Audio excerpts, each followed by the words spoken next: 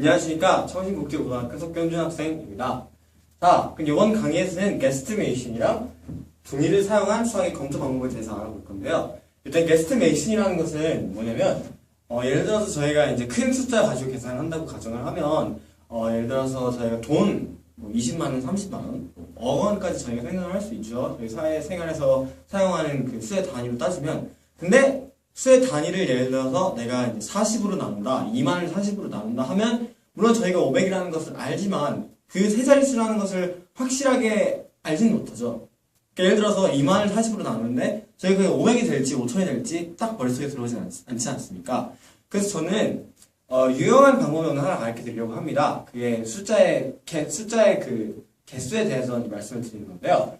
예를 들어서 가운데를 맞추는 것이 게스트메이션의 기본적인 원칙이죠. 그러니까 기본적인 원칙이 그냥 단순히 감에서 나오는 것이 아니고 확실한 이제 수학적인 계산에 의해서 저희가 이제 감으로 느낄 수 있게끔 오늘 이제 그 공부를 해보려고 합니다. 그러면 예를 들어서 이제 x 디지트 넘버랑 y 디지트 넘버를 한번 이제 곱을 해보겠습니다. 예를 들어서 정말 간단하게 20이랑 20은 두 자릿수 넘버죠. 여기다가 400을 한번 곱해보겠습니다. 400은 세 자릿수 넘버죠. 그러면 이제 이건 800이 됩니다. 8000이 되죠. 8000은 네 자릿수 넘버입니다. 그러면 두 자릿수 곱하기 세 자릿수는 지금 네 자릿수네요. 그러면 하나가 부족하죠. 그러면 이제 다음 조금 더 간단하게 생각을 해봐서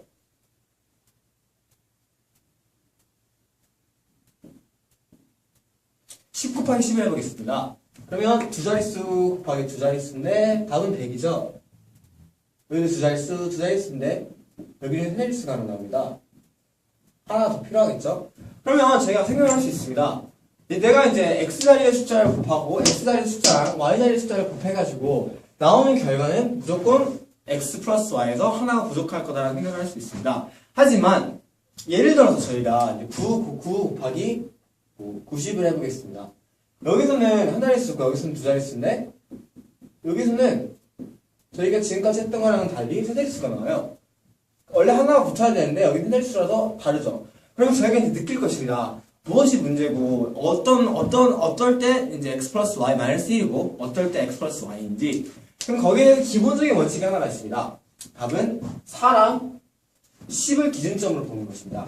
자, 4랑 10이 기준점이 된 이유에서는 일단 4보다 아래 그 숫자들의 첫 번째 숫자의 곱이 4보다 적을 경우에는 무조건 바로 x 플러스 y에서 하나를 빼는 거에 그 개수가 되는 거고 10보다 클 경우에는 예를 들어서 여기 9 곱하기 90 9랑 9 곱하면 81이죠. 81이 10보다 훨씬 크죠. 그러면 여기서 여기서 볼 수 있는 것은 9 곱하기 9는 81보다 크기 때문에 1을 빼지 않고 그냥 바로 x의 개수랑 x 숫자의 개수랑 y 숫자의 디지트의 개수를 더하면 된다.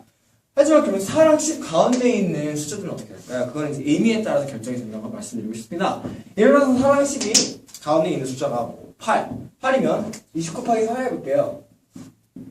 20 곱하기 4를 하면 80이 되죠. 그러면 여기서는 이 경우에서는 마이너스 1을 해야지 지금 두 자릿수가 나온 거 아닙니까? 근데 예를 들어서 똑같이 8이 나오는데 예를 들어서 저희가 25 곱하기 4를 하면 2 곱하기 4는 8인데 여기서는 100이 나오죠. 그러니까 이거에 따라서 그 다음 숫자에 따라서 이제 어떻게든 그 숫자의 개수는 거기에 따라서 임인데 4보다 작을 경우에는 무조건 x 플러스 y 마이너스 1 그리고 y 10보다 클 경우에는 무조건 x 플러스 y가 나온다는 것을 저희는 알 수 있습니다. 자, 그러면 이것이 기본적인 게스트메이션의 원칙이라고 말씀을 드릴게요.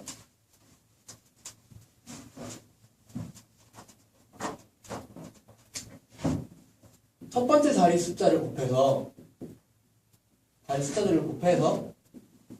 그것이 4보다 작을 경우에는 무조건 4보다 작거나 같을 경우에는 무조건 x 플러스 y 마이너스 1 이것이 10보다 크거나 같을 경우에는 x 플러스 y 그 가운데에 있는 것들은 이미 확실하게 감을 잡게 해드릴 수 있는 방법은 저희가 이제 10이잖아요 바운더리가 그 바운더리가 10인 이유는 예를 들어서 이제 2 곱하기 30 곱하기 9를 하는데 이거를 저희가 원래 배우는 대로 30 곱하기 9를 하면 R은 0이 되고 여긴 27이 되죠. 27은 두 자릿수이기 때문에 지금 10의 자릿수부터 시작해서 두 자릿수이기 때문에 한 자릿수가 늡니다. 그래서 1 뺄 필요가 없죠. 하지만 30 곱하기 9인데 30 곱하기 3을 해본다고 저희가 가정을 하면 이 한 자릿수가 10의 자릿수에 들어오기 때문에 x 플러스 y 마이너스 1을 해주는 겁니다. 그럼 감을 잡죠. 10의 자릿수자부터는 두 자릿수이기 때문에 10의 자릿수자에 두 자릿수가 있으면 한 자릿수가 느는 거죠. 그 원리를 따라해가지고 10보다 크면 무조건, 그리고 웬만한 케이스에서도 그랬듯이 곱셈에서 그 첫 번째 자릿수자들의 곱이 10보다 큰 경우에는 무조건 x 플러스 y, 그리고 4보다 작을 경우는 x 플러스 y 마이너스 1, 4랑 10의 가운데 있는 경우에는 임의대로 대정이 된다는 것을 일단 그렇게 감을 잡고 다음 과정으로 넘어가 보겠습니다. 자, 그럼 저희 지금 곱셈에 대해서 말씀을 드렸는데요. x 디짓 곱하기 y 디짓은 그거의 넘버는 x 플러스 y거나 x 플러스 y 마이너스 1이다. 저희는 이 지금 가정에 지금 도전을 하는데요. 그러면 곱셈은 어떤 것이 반대말입니까? 나눗셈이랑 똑같은 거죠. 나눗셈이랑 반대인데 그냥 단순히 등식만 반대로 지금 섞여 있는 형태입니다. 그럼 나눗셈도 똑같은 원리를 따라합니다. 예를 들어서 저희가 이제 8자리 수를 세 자리 숫자로 나눈다고 가정을 하면 답이 무엇이 되겠습니까? 5 아니면 6이 되겠죠. 5 더하기 3은 8이고 3 더하기 6은 9죠. 8은 8이 될 수 있고 x 플러스 y, 그리고 x 플러스 y인 9에서 1을 뺀 값이 될 수 있습니다. 그럼 나눗셈은 똑같은 가정으로 그럼 일단 하나만 외울게요. x 디짓이랑 y 디짓을 곱할 경우에는 x 플러스 y가 나올 때는 10보다 클 경우, 아니면 4와 10 가운데 있는 경우, 그리고 x 플러스 y 마이너스 1, 한 자릿수가 적을 경우에는 첫 번째 자릿수자들의 합이 4보다 작을 경우, 4랑 같거나 작을 경우, 아니면 4랑 10 가운데 있는 그 경우를 말씀드리는 것입니다. 자, 그러면 이제 이 감을 잡았다고 생각을 하고, 저희가 이제 수학 문제를 풀 때, 특히 경시대 문제를 풀 때, 이제 빠른 시간 안에 최대한 많은 문제를 푸는 것이 경시대의 목적이라고 말씀을 드릴 수 있죠. 자, 이제 그 과정에서 저희 루트를 많이 봅니다. 고등학교 과정에서 보고, 중학교 과정에서 보고, 여러 올림피아드에서도 제가 지금 루트 계산을 하는데, 예를 들어서 계산기가 없다. 그러면 이제 감각적으로 저희가 이제 뭐가 나와야 되는지 확실하게 알아야죠. 거기서 이 게스티메이션이라는 게 확실하게 쓰입니다. 예를 들어보겠습니다. 루트 40을 한번 예를 들어볼게요. 자, 그럼 40이랑 가장 가까운 제곱수는 뭐 사람들이 많이 하는 것처럼 6이라고 하죠. 왜 6의 제곱은 36이고 7의 제곱은 49이기 때문에. 그럼 저희 감각적으로 알죠. 36이랑 49 사이에 40이 있기 때문에 아마 36이 6.555가 될 것이다. 이거는 뭐 멘트는 안 써도 필요 없죠. 그냥 확실한 데이터죠. 자, 근데 여기서 하나 더 정확하게 알 수 있는 스케일의 수치에서는 뭐가 있냐면 6의 제곱이 36이죠. 그러면 지금 나온 이 6을 제가 40을 한번 나눠보겠습니다. 40을 나누기 6을 하면 6이 나오고 그 다음에 나머지는 당연히 4겠죠. 근데 이 4도 저희가 6으로 나눌 수 있는 거니까 결국 답은 6과 3분의 2가 될 것입니다. 그러면 저희가 지금 나온 첫 번째 값이 6이고 7은 여기서 생각 안 해도 됩니다. 40을 6으로 나눈 값은 6의 3분의 2니까 이 정도에서 저희가 평균을 내서 한 6과 3분의 1이라는 값을 나와보겠습니다. 6.3333. 그러면 실질적으로 루트 40은 6.2입니다. 자, 이제 훨씬 세밀한 계산이 나오죠. 저희가 6이랑 7의 그냥 가운데 값을 하나를 잡아가지고 6.5가 나온다, 뭐 이렇게 계산을 할 수 있지만, 더욱더 세밀하고 확실한 계산을 위해서는 이제 6으로 직접 나누고 그 값과 그 전에 있던 최소값을 average를 내면 최대한 가깝다는 것을 저희가 알 수 있습니다. 이것은 뭐 계산기를 쓸 필요도 없고 종이에 복잡한 계산식도 쓸 필요가 없기 때문에 이 정도면 그냥 간단하게 저희가 게스티메이션이 된다는 가정 하에서 쉽게 계산이 된다는 것입니다. 그러면 이제 153에 대해서 여러분이 한번 스퀘어 루트를 한번 머릿속으로 빨리 해보세요. 자, 파워스 누르시고.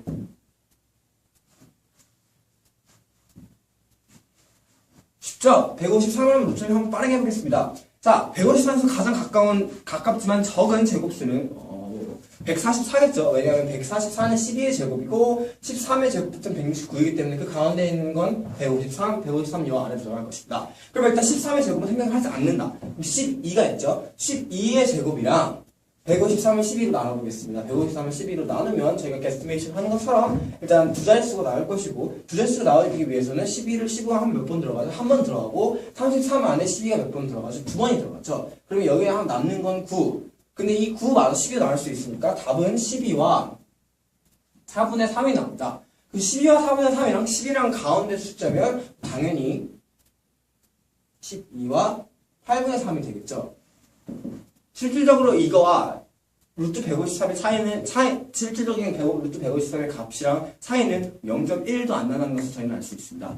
자, 그럼 이제 확실하게 게스티메이션이라는 것이 각을 잡았기 때문에 이제는 정말 실용적으로 사용할 수 있는 방식을 한번 채택해 보았습니다. 자, 지금 얘는 이제 수학 경시대를 나와가지고 이제 문제를 자료를 풀고 있는데 수학 문제 풀 때 가장 슬픈 경우에는 제가 이제 어떻게 푸는지도 확실하게 알았습니다. 확실하게 알았고 이제 이런 방식으로 식을 전개를 하여 이렇게 계산을 하면 답이 나올 것이라는 것까지 제 머리에 지금 들어왔어요. 근데 가장 슬플 때가 계산 실수하는 거죠. 물론 미국 수학 경시대나 SAT 매스투시 같은 경우에서는 저희가 TI-89이라는 계산기를 사용할 수 있게끔 모델링이 되어 있습니다. 하지만 저희가 웬만한 한국 수학 경시대에서는 계산기 지창이 불가능하죠. 그러면 계산을 신중하게 해야 된다는 것인데 계산을 저희가 이렇게 세로로 해서 저희가 배운 가로랑 반대로 세로로 이렇게 계산을 하면서 그렇게까지 할 시간이 웬만한 경시대에서 많이 안 나는 것도 저희 많이 느꼈을 것입니다. 그럼 가장 중요한 것은 문제를 다 풀고 검토를 해서 제가 틀린 계산만 확실하게 알아내는 것이 이제 가장 중요한 핵심이라고 생각할 수 있는데요. 그러면 전 이제 저희 경시대를 볼 때는 종이를 사용하기 때문에 종이가 가지고 있을 때는 맨통 나스랑 종이를 같이 사용해가지고 검토를 확실하고 제일 빠르게 할 수 있는 방법을 일단 가르쳐드리겠습니다. 세 가지 방법이 있습니다. 일단 계산을 빠르게 하는 방법. 자, 23 곱하기 58이라는 이런 숫자가 나왔습니다. 그러면 이제 저희가 웬만한 경우에서는 23 곱하기 58 이렇게 하겠죠.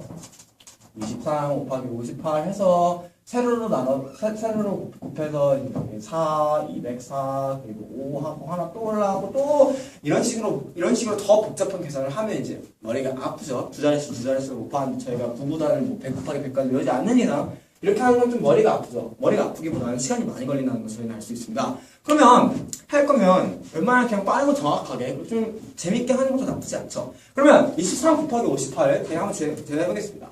2 곱하기 5는 1000이고 1000에다가 24 더하면 1024일 거고 3 곱하기 5는 15, 2 곱하기 8은 16이기 때문에 31, 31에다가 18하고 곱해주면 310, 310에다가 1024를 더하면 1334. 자, 이게 정말 기본적인 개념이죠. 하지만 더 확실하게 계산이 될 수 있다는 것을 보여드리고 싶습니다. 23 곱하기 58은 저희가 다 자주 배우는 분배 법칙에 의해서 23 더하기 58은 20 더하기 3 곱하기 50 더하기 8이죠. 분배법칙을 한번 사용해 보겠습니다. 20 곱하기 50 더하기 3 곱하기 8 더하기 3 곱하기 50 더하기 20 곱하기 8 유치하죠? 정말 기본적인 거죠.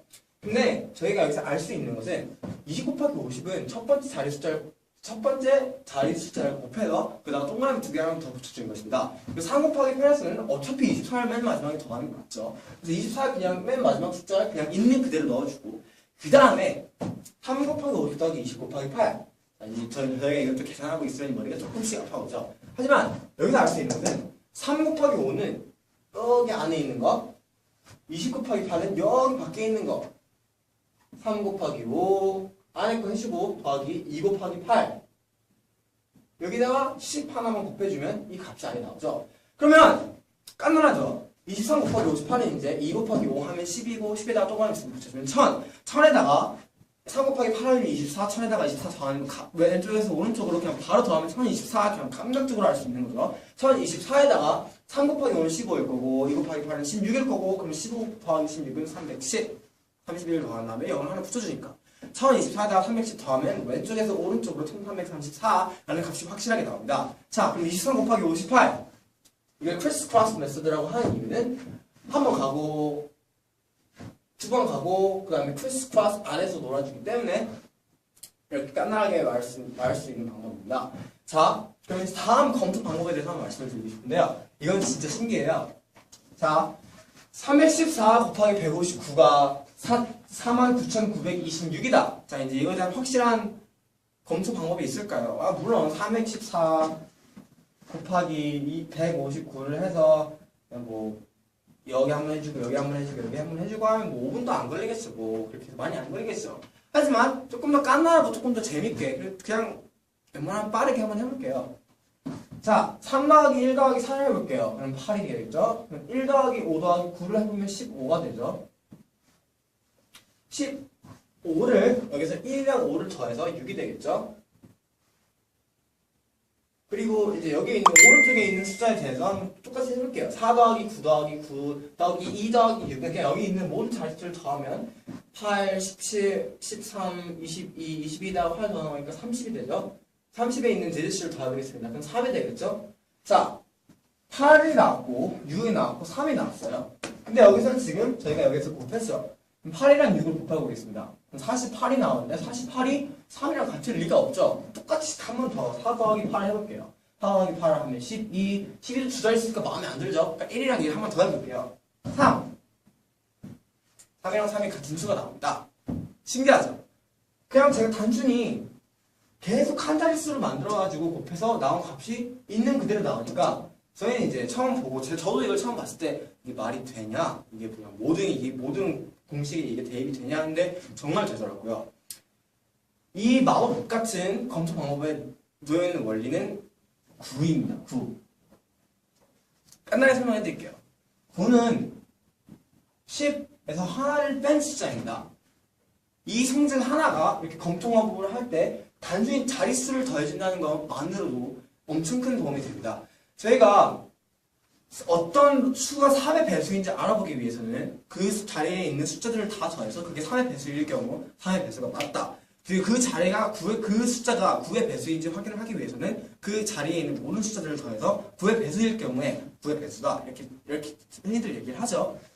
그 이유는 모든 자리의 숫자는 어떻게든 그 앞에 있는 자리에서 한 자릿수가 빠진 겁니다. 그 원리를 사용하면 그 자리 숫자들을 더하면 10-1의 형태가 나오기 때문에 그 9의 배수면 더하면 9의 배수가 돼요. 자, 그러면 이게 곱셈에서도 되고 마이너스 그 사칙 연산 모든 방법에서도 되기 때문에 314랑 159는 49,926 이걸 한번 저희들끼리 한번 다시 해볼게요. 곱셈이 가장 복잡하기 때문에 일단 한번 더 해보겠습니다. 여러분이 먼저 해보시고 그다음에 제가 따라 해드릴게요. 자, 한번 더 해볼게요. 이번엔 웬만하면 최대한 빨리 314 더하면 8이고 8은 그냥 8을 내려올게요. 1 더하기 5 더하기 9는 15인데 15에다가 하면 더 해주니까 1 더하기 5를 해서 6 4 더하기 9 더하기 9 더하기 2 더하기 6은 30이 되죠. 근데 여기서 곱을 해야 되니까 48이 나오면 4 더하기 8은 12 12는 1이랑 2니까 더하면 3 3 더하기 0은 3 자, 지금까지가 casting out nines 메소드였습니다. 이제부터 조금 많은 숫자의 계산이 검토가 필요할 경우에는 무조건적으로 그냥 있는 숫자들을 더해서 1의 자리 숫자를 계속 지속적으로 만들고 있는 자리 숫자를 더해서 같을 경우 어떤 경우든지 그건 맞다. 자, 마지막으로 close together 메소드입니다. close together 메소드라고 저희가 이름을 지은 이유는 말 그대로 어떤 특정 숫자에서 가까운 숫자들끼리 곱할 때 사용을 하는 방법입니다.